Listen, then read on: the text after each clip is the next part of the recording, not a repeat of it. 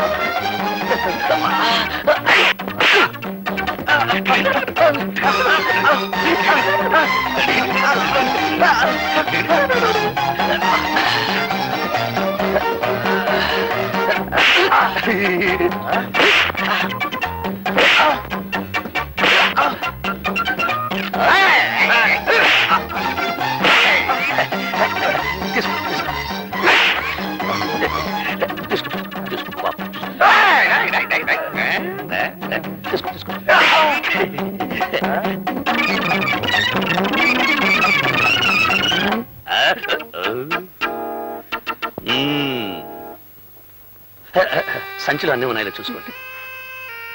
Thanks అండి. అంటే చాలా కృతజ్ఞురాల్ని అని. పాప మీకు చాలా శ్రమించినట్టున్నాను. దాంతే ఉందండి. పార్వతి, ఏమైందే? మీరటు బస్సు ఎక్కారు, ఈవిడిటి మంచం ఎక్కారు. ఆయాసం తిరగబెట్టింది. అయితే మీ అమ్మాయికి మందులు రాసిచ్చి గంట అయింది. ఇంతవరకు మీ అమ్మాయి వస్తేనా? ఏమిటమ్మా ఎంత ఆలస్యం? ముందా మందులు ఇటివమ్మా. ఎంతకీ ఇతనెవరు? ఓ రౌడీ. రౌడీయా? ఈయన కాదు నాన్న. ఓ రౌడీ నా బ్యాగ్ పట్టుకొని పారిపోతుంటే ఈయన వాడిని చితకతన్ని నా బ్యాగ్ నాకు ఇప్పించారు. చాలా కృతజ్ఞుడి బాబు. ఎంతకీ మన దేవురు? దిబ్బలపల్లండి. వస్తాను. అలాగు బాబు. దిబ్బలపాళెమా? ఎవరి తాలూకా? నారాయణమ్మ గారి మనవనండి. వస్తాను. అలాగు బాబు. నారాయణమ్మ గారి మనవడవా? కొంప తీసి ఆవిడ గారి పెద్ద మనవడివి కాదు కదా? నేను ఎవరి కొంప తీయలేదు గాని ఆవిడ పెద్ద మనవనేనండి. వస్తాను. అలాగు బాబు. మరి ఆ మాట చెప్పవే. లోపలికి రా బాబు. వద్దులేండి. రా బాబు. వద్దులేండి. రమ్మంటుండి. రా బాబు. ఏమండి? నా గొడుగు ఏమై, మన అమ్మాయికి సంబంధం చూడడానికి వెళ్ళొచ్చాను కదా. ఇతను ఎవరో కాదు, మన కాబోయే అల్లుడు. ఏమన్నారు?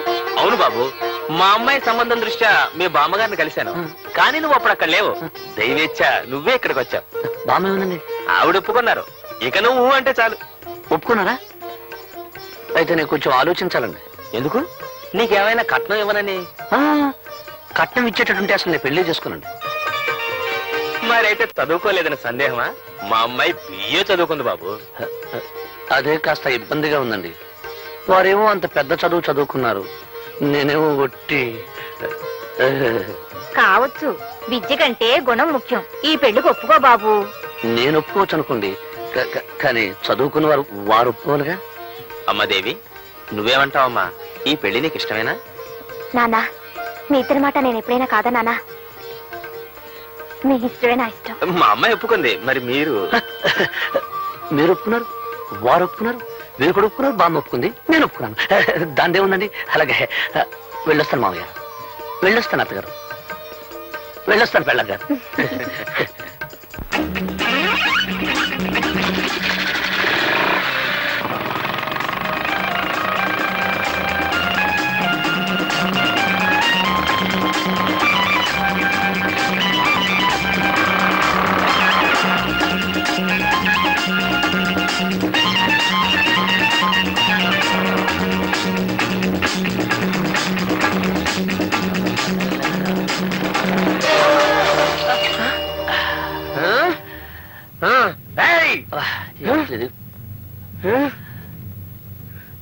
వదులు. రిక్షా వాడిని నన్ను కొడతావా నువ్వు?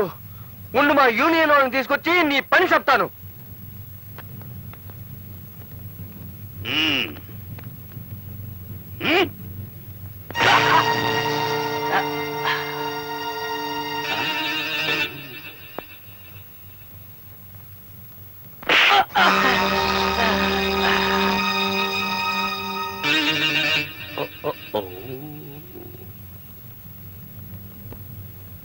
ఈ చొక్క పట్టుకో, వాడి సంగతి నేను చెప్తాను.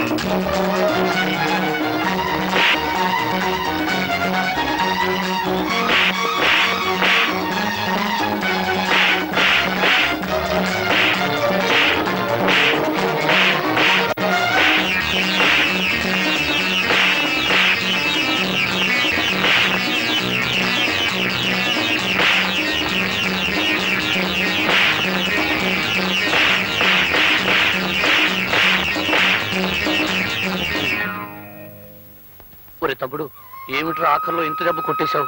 నిజంగా తగిలిందానే? ఐఎమ్ సారీ రా. నువ్వు మాత్రం ఇక్కడ నిజంగా కొట్టలేదేంటి? పర్లేదులే.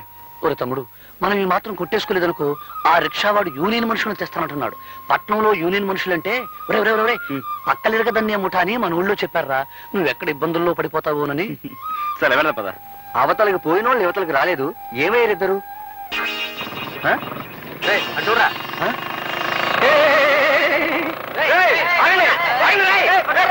అన్నయ్య, అసలు పట్నం ఎందుకు వచ్చావు? కాలేజీ మూసేస్తున్నారు కదా, నేను ఇంటికి తీసుకెళ్దామని వచ్చాను రా.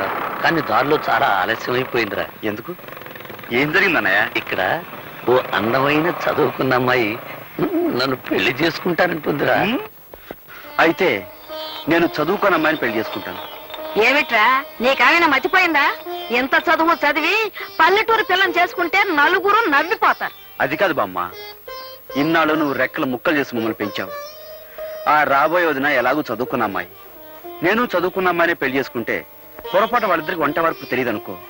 అప్పుడు మా ఇద్దరితో పాటు వాళ్ళకి చాకరీ చేయాల్సి వస్తుంది. కనుక నేను వంట వరకు తెలిసిన అమ్మాయినే పెళ్లి చేసుకుంటాను.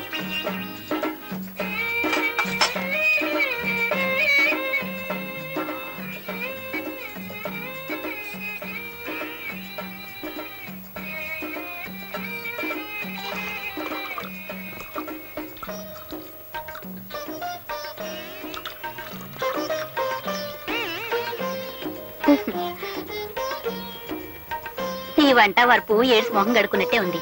ఇద్దరి కాఫీ కలపడానికి ఇంత గంగాళమా? ఇటుపు నా బొంద.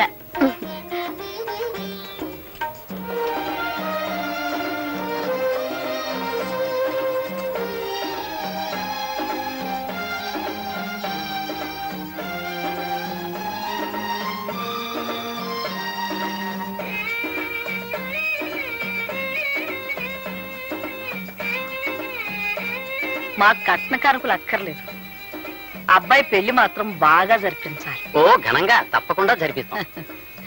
చూడండి, పెళ్లి కూతురు వచ్చేలాగా అబ్బాయిని ఏమైనా అడగదలుచుకుంటే అడగండి. ఏం చదువుకున్నా బాబు?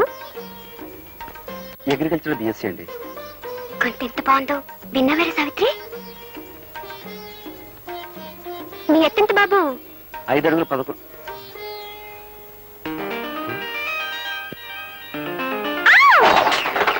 ఏమిటా చప్పుడు? అదిగోనమ్మా పెళ్లి కూతురు. పెళ్లి కూతురా? పెళ్లి కూతురు లక్షణంగా ఉంది.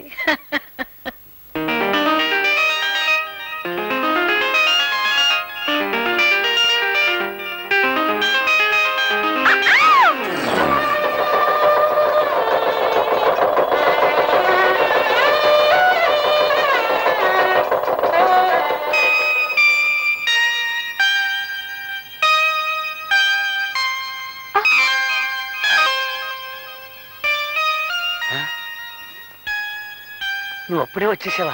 నువ్వు రాకముందే రికార్డు వేసి తమాషా చేద్దాం అనుకున్నాను. రా, నీకోసం రికార్డు వేస్తున్నాను.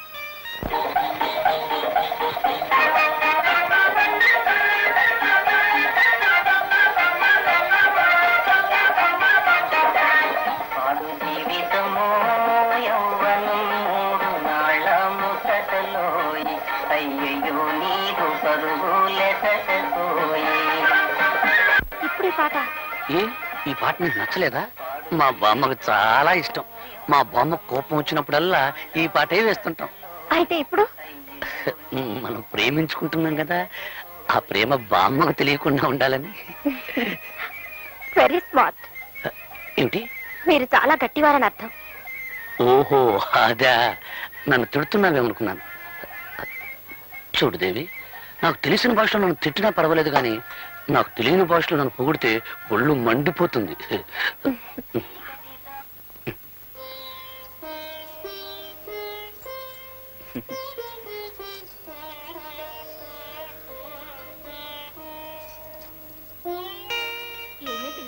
మీ ఆయన బాగా చదువుకున్నాడంటగా?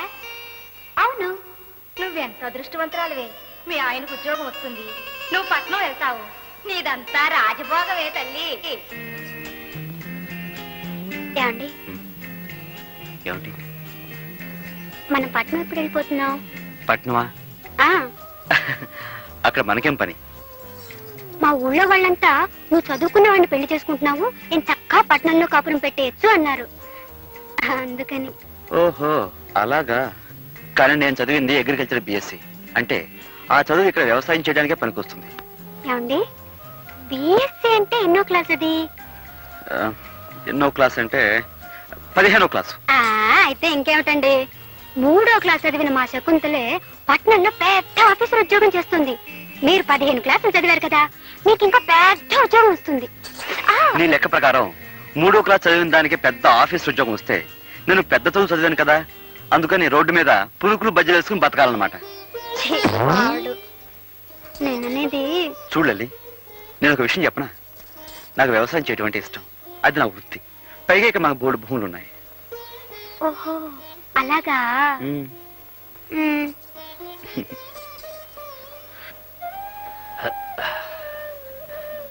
ఇదేమిటండి కింద పడుకుంటున్నారు? ఏలే శ్రీదేవి, నేను నిద్రలో దొర్లుతాను. ఒకసారి ఏం జరిగిందంటే, నేను మన ఇంట్లో పడుకుని మున్సిపు గారి వరండాలో తేలాను. అందుకని నువ్వు పడుకో. పోనీ ఒకవేళ బామ్మ గారే పట్నం వెళ్ళమన్నారనుకోండి. నన్ను మా అన్నని విడిచిపెట్టి మా బామ్మ ఒక క్షణం కూడా ఉండలేదు. చూడాలి, పైగా మా అమ్మ నాన్న 3 ఏళ్ళప్పుడే పోయారు. 3 ఏటికి వాళ్ళు పెళ్లి చేసుకుని ఇద్దరిని కన్నారా? అదెలాగబ్బా? ఎవత్రా ఇది? మర్చిపోయారా? నేను మీ సరే, ఆ పెళ్ళాన్నండి. విషయం నాకు డౌట్ లేదు, లోపల పెట్టు. మా అమ్మ నాన్న పోయింది వాళ్ళ 3 ఏళ్ల వయసులో కాదు, నాకు 3 ఏళ్ళప్పుడు. ఓహో అలాగా? అయితే మనం పట్నం వెళ్ళడం లేదు. చూడలేటమ్మా, మా వదిన కూడా నాలాగే చదువుకున్న ఆవిడ, పైగా పట్నం పిల్ల. అలాంటి ఆవిడే ఈ పల్లెటూరులో సర్దుకుపోతుంది. నువ్వేం పట్నం పట్నం అన్నావు అనుకో, నలుగురు నవ్వుతారు. ఏమిటి ఆలోచిస్తున్నావు? ఉమ్, అవునా? ఉమ్. మర్రా. సావిత్రి, శ్రీదేవి పట్నం వెళ్తామనేంత వరకు మనం వెళ్తామనకూడదన్నారు బావగారు.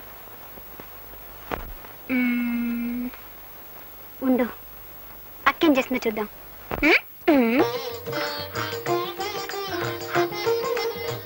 దేవి, ఏడుస్తున్నావు ఎందుకు? ఆ, మిమ్మల్ని కట్టుకున్నందుకు. చూడండి, మా ఇంట్లో నేను ఒక్కరోజు కూడా వంట చేసింది లేదు, కనీసం పొయ్యి కూడా వెలిగించలేదండి. నువ్వు మందుల షాప్ లో డబ్బు సంచి పోగొట్టుకున్నప్పుడే అనుకున్నాను నువ్వు చాలా సుకుమారువని.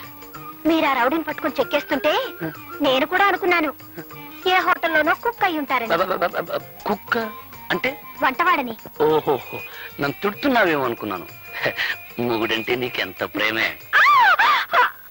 ఏమిట్రా, ఏం జరిగింది? ఏం లేదు బామ్మ, ఈ సుకుమారి ఉల్లిపాయలు తరగటానికి బదులు చెయ్యి కోసుకుంది పాపం. అయ్యయ్యో, వంటింట్లో ఇదంతా సహజం రా. నువ్వులేమ్మా, నేను చేస్తాలే. నువ్వు ఉండు బామ్మ, ఇన్నాళ్ళు మాకు వంట వండి పెట్టింది చాలు గానీ కోడలు వచ్చా కూడా నువ్వు చేయడం ఏమిటి? నువ్వు పద. పర్వాలేదులేరా, చిన్న పిల్ల. నువ్వులేమ్మల్లే. నువ్వు పదవే, తను చేసుకుంటుంది. నువ్వు పద, పద. ఉండరా, తొయ్యి బాగా పడిపోతాను. పద. అక్క ఏమిటి? నువ్వులే లే. మనం తాళి కట్టించుకున్నందుకు ఇక్కడైతే ఎగతాళే మిగులుతుంది. అదే పట్నంలో అయితే పొయ్యి ఉండదు, పొగుండదు, పిడకలుండవు, అన్నిటికీ స్విచ్లే కదక్క.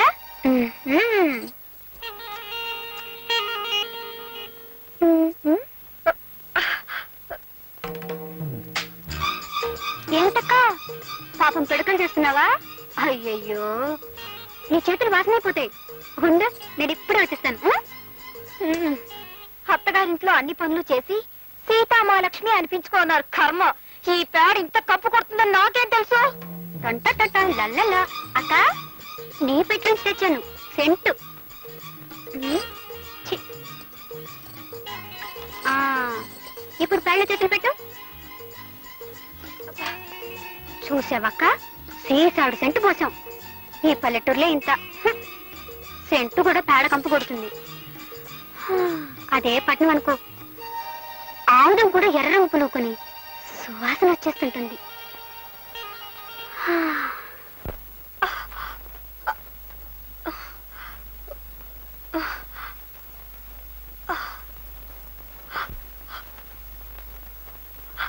అయ్యయ్యో, ఎర్రగా ఎలా కందిపోయాయో. ఇటిపో. ఛీ, ఈ పల్లెటూరులే అంత చెంచాడు నెళ్ళకి చాంతాడంత తాడు పట్టుకుని వెళ్ళాడాలి. అదే పట్నం అయితే సుచ్చి నొక్కితే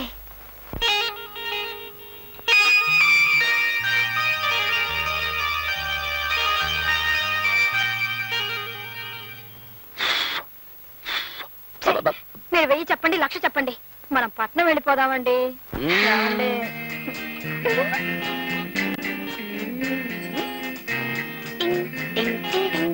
అబ్బా, ఈ పల్లెటూళ్ళు సినిమాల్లో చూడడానికే తప్ప మనం ఉండడానికి పనికిరావు. నా మాట విని పట్నం వెళ్ళిపోదా రండి. వదిన గారు అడగలన్నారు కదా, అడిగారు. మరి పట్నం బయలుదేరదామా?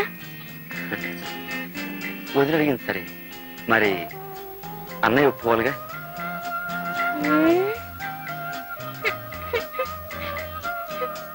అది కాదు దేవి, పట్నంలో నేనేం చేయగలను చెప్పు? సిమెంట్ రోడ్డు మీద బరిలు మేపనా, తారు రోడ్డు మీద ధాన్యం పండించనా? Don't be stupid. అంటే తెలివి తక్కువ వాజమలా మాట్లాడకండి అన్నాను. ఓహోహో,